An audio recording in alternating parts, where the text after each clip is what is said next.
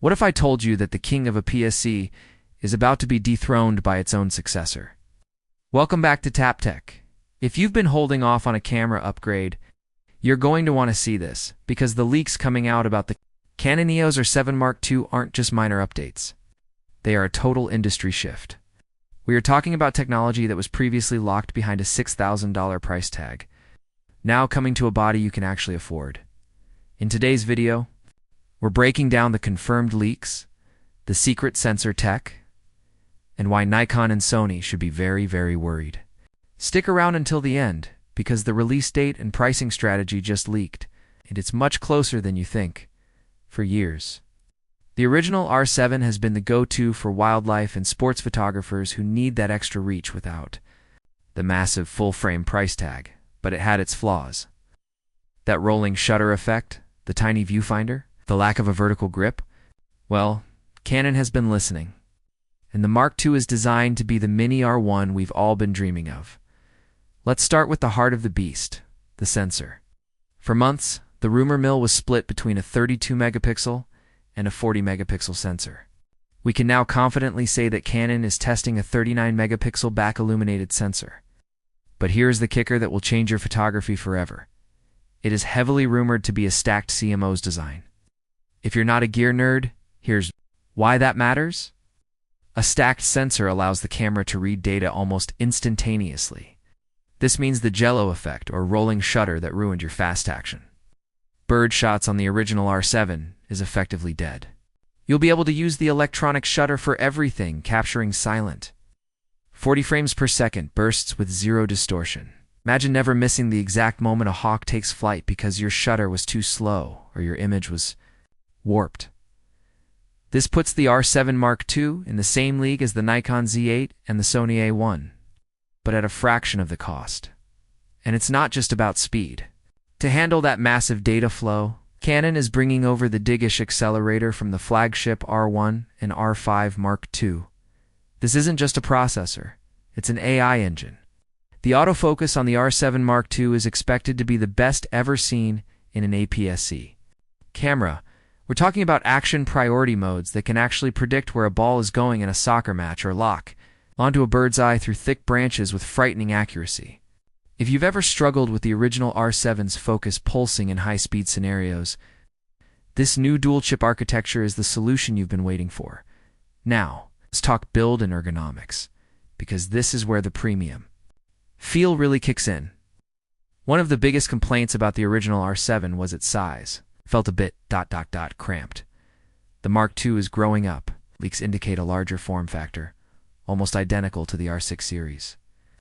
This means better heat dissipation for long video takes, and finally, the return of a proper joystick in the traditional position. But the real headline for pro shooters?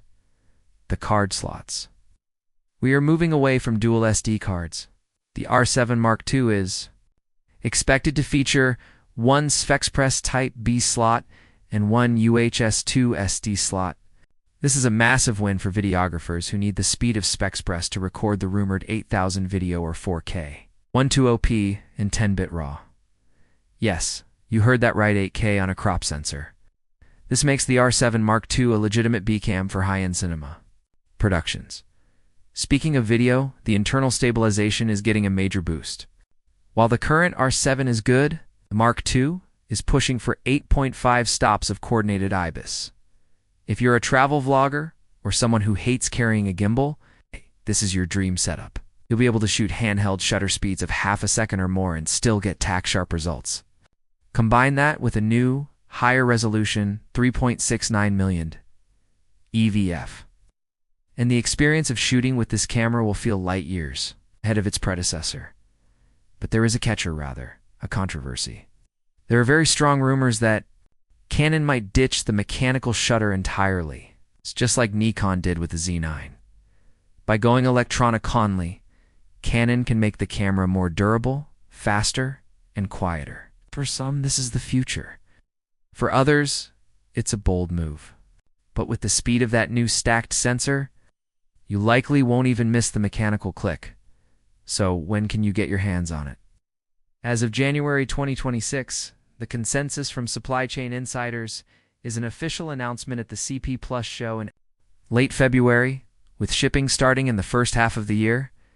As for the price, expect a slight premium bump. While the original R7 launched at a very aggressive price, the Mark II's high-end specs, especially that stacked sensor point, toward a launch price of approximately $1,799 to $1,899 body only.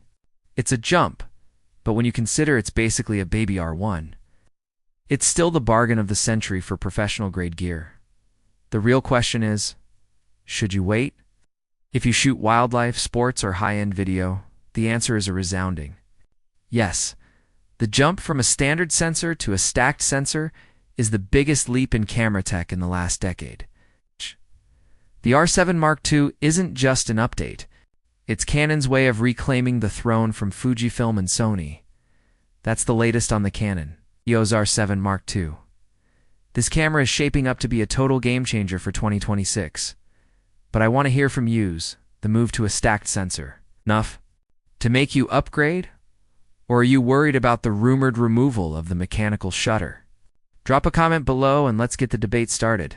I read every single one of them. If you enjoyed this deep dive, do us a huge favor, hit that like button and subscribe to TapTech. We've got more exclusive leaks on the upcoming RFS L series lenses that you won't want to miss. Thanks for watching, and we'll see you in the next one.